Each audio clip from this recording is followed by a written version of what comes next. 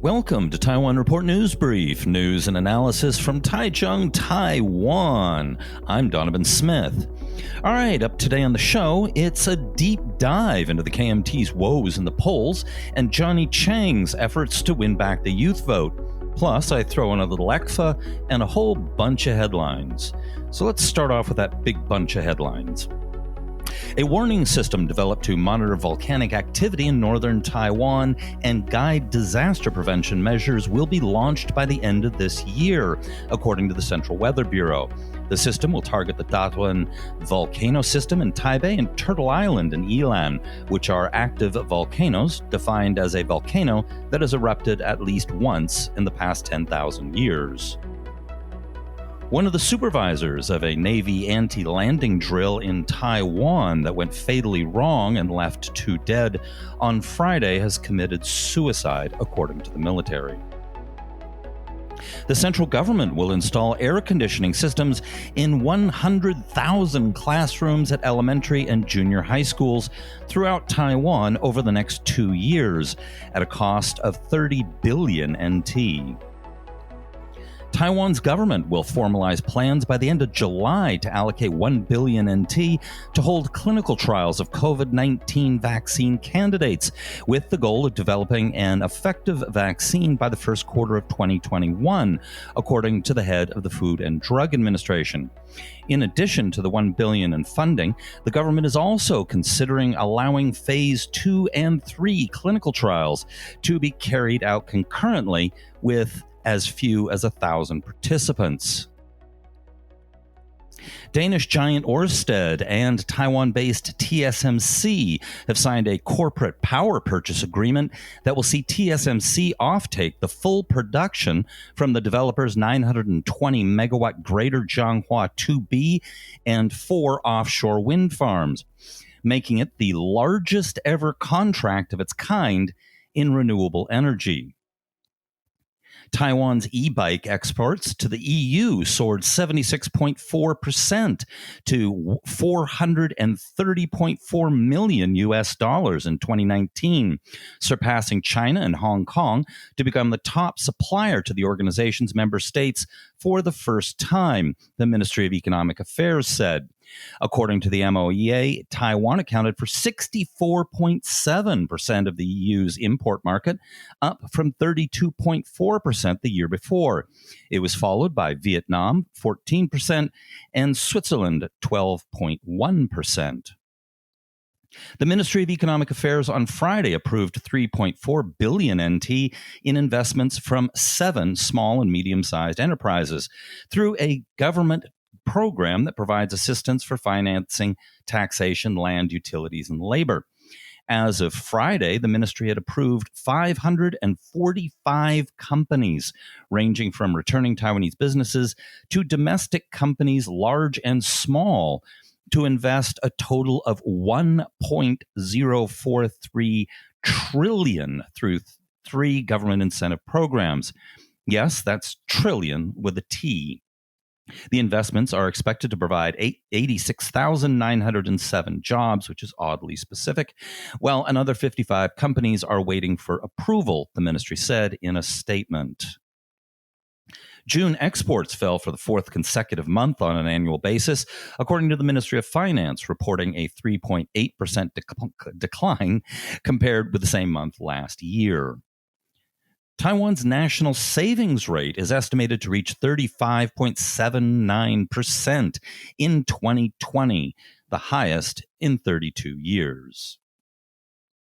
Okay, in the last show, I discussed the National Juncture University's Election Studies Center poll, showing the number of people identifying as Taiwanese jumped dramatically, the biggest such jump since the survey began in 1992.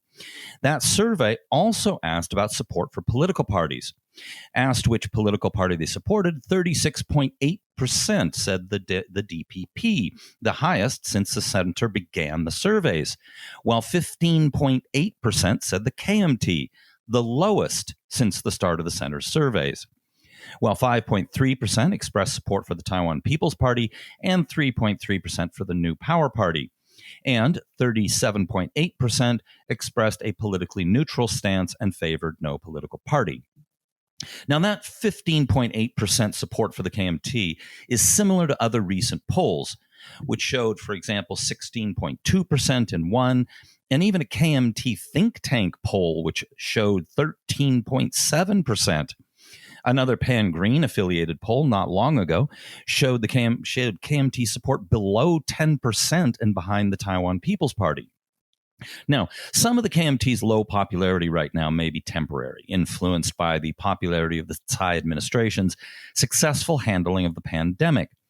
That being said, support for the KMT has been heading downwards since a peak in 2012, with only a slight uptick, likely inspired by the hand wave in 2018. Fundamentally, the party's pro-China ideology is now too far out of the mainstream for them to be as electable as before. Also, aside from new Taipei City Mayor Hou Yu-ih, most of the local KMT government heads are less popular than their DPP counterparts. Even worse going forward, the KMT has only single-digit support with people under 30, with one recent poll showing 6.3% support in that age group. Another poll broke it down to smaller ranges, and in the 20 to 24 age group, support for the KMT was 0. In a mock poll late last year of high school and college students in the party list section, the KMT got less than 3%.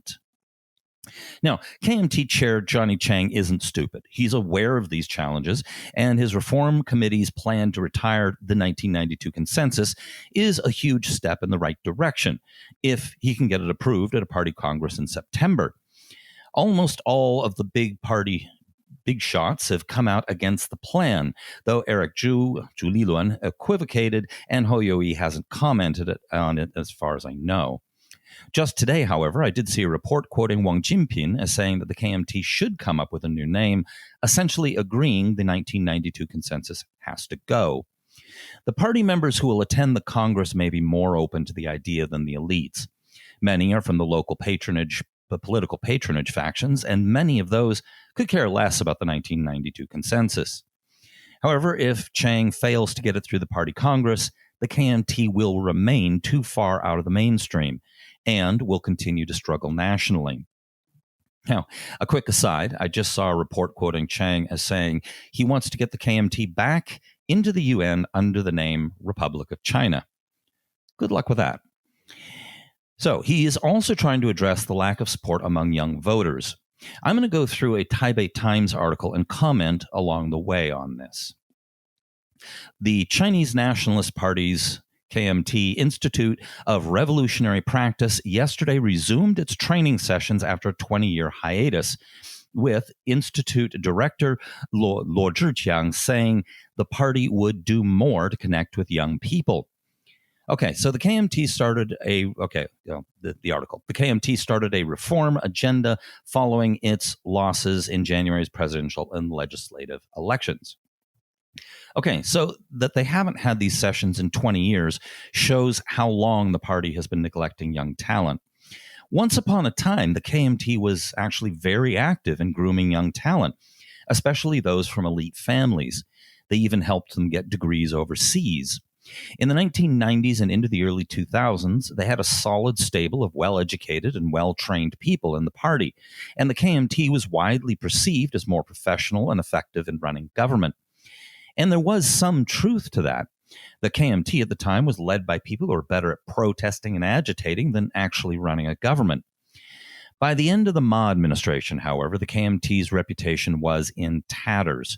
While under DPP chair Tsai Ing-wen, the party has become far more technocratic. The pandemic has only underlined the effectiveness of the DPP in government in recent times. But back to the article.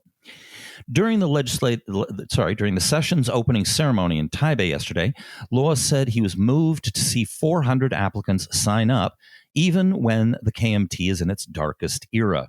He's right. This is their darkest era.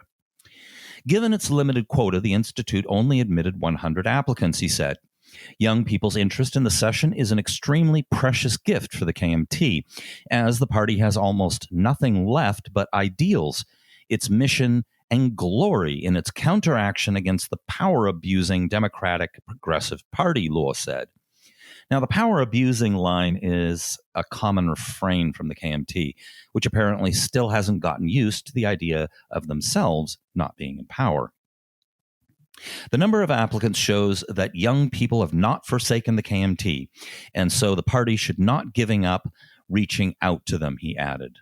Well, apparently 400 haven't abandoned them, or their parents made them sign up. Although the KMT is in its lowest ebb, it is time for the party to demonstrate its ideals and strengths, Law said, adding that those standing up to an opposition party are brave as they face bullying and isolation. He said that those who side with the ruling party do not need courage as they are favored by the media, internet celebrities, and their affiliated cyber army while having access to more government resources.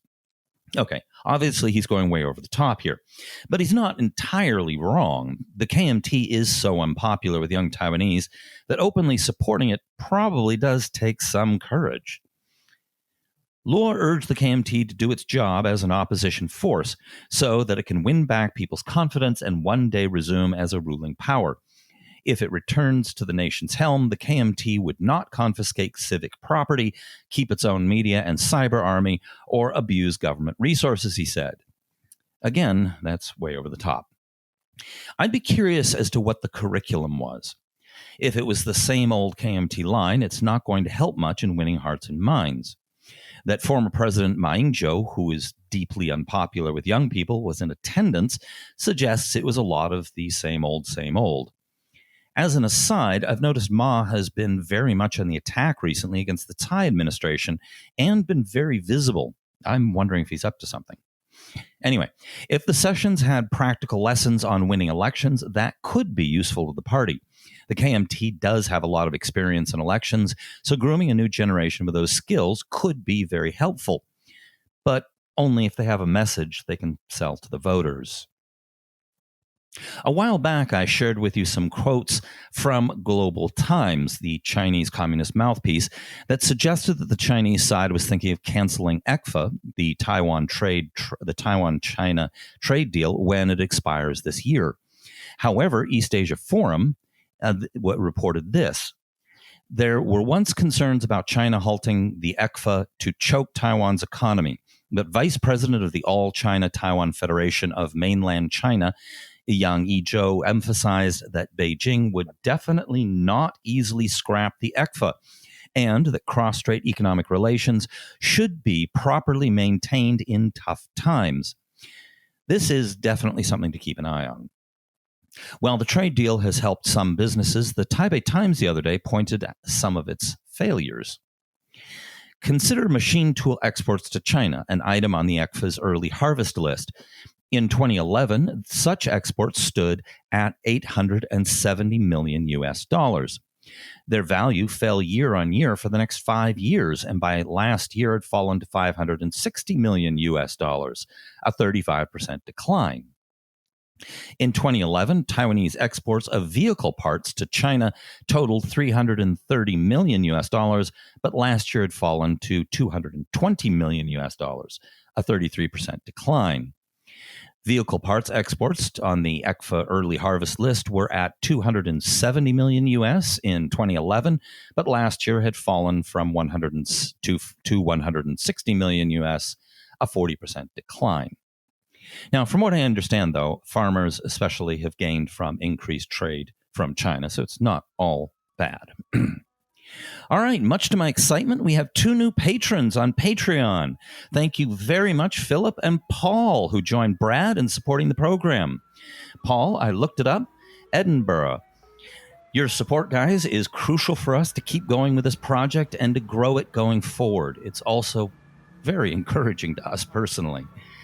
All right, be sure to hit like and subscribe and all that good stuff. Tune in tomorrow. There were some foreign policy stories I didn't have time to get to today. And we'll look forward to hearing from you tomorrow.